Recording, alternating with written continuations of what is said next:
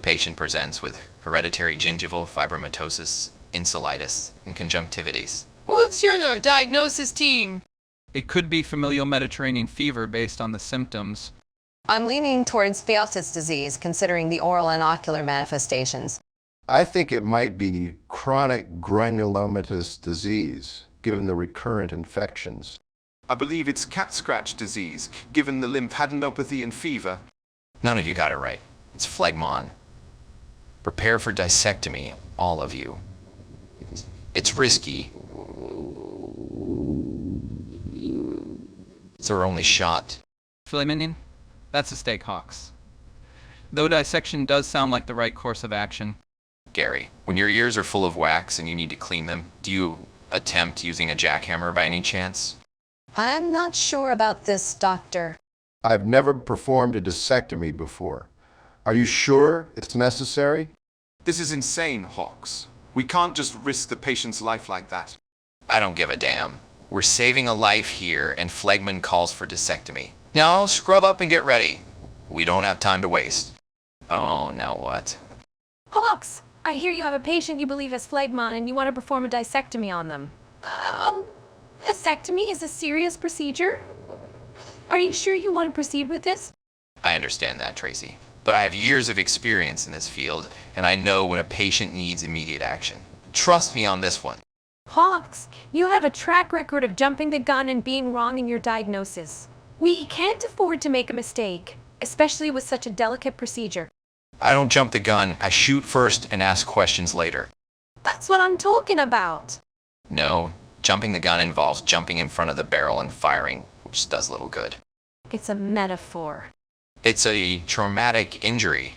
Just like the one you're about to perform on your patient. Shut the hell up. I know what I'm doing. Christ, I don't know what I'm doing. Leslie, I just checked on the patient and the situation is dire. The dissectomy wasn't the right treatment for phlegmon. Oh no, that's not good. We need to act fast to rectify this. I know, but the tricky part is how to tell Hox. He was pretty adamant about the dissectomy being the solution. I understand your concern, Frank, but right now, our focus should be on the patient's well-being. Hox will understand that we acted in the patient's best interest. You're right, Leslie. Patient care comes first. I'll inform Hox about the situation and we'll figure out the next steps together.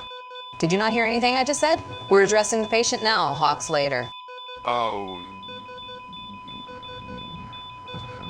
Sorry about that. Sorry I got mad. I'll let Hox know I got mixed up. Then let's fix this patient. Hox, we messed up.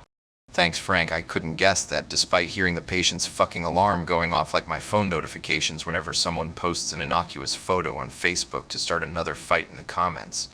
Like right now, Gary, get off the fucking phone for 1 minute.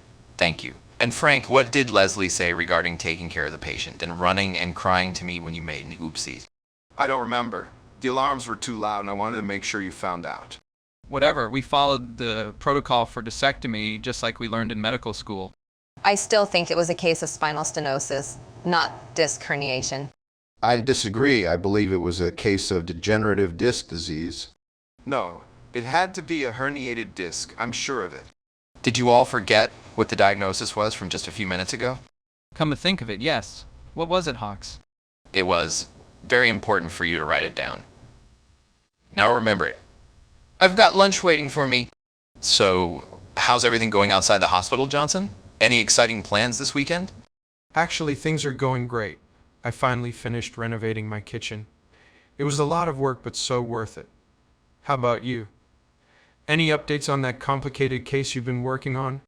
Oh, just trying to put the pieces together. It's been quite challenging. Wait a minute, I've got it. The patient has a rare condition that explains all the symptoms.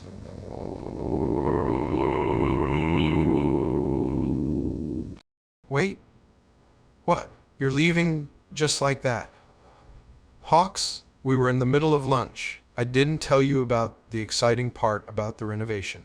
Unless it somehow involved you discovering a secret passageway beneath the lazy Susan, I don't have time for this. I'm out of here.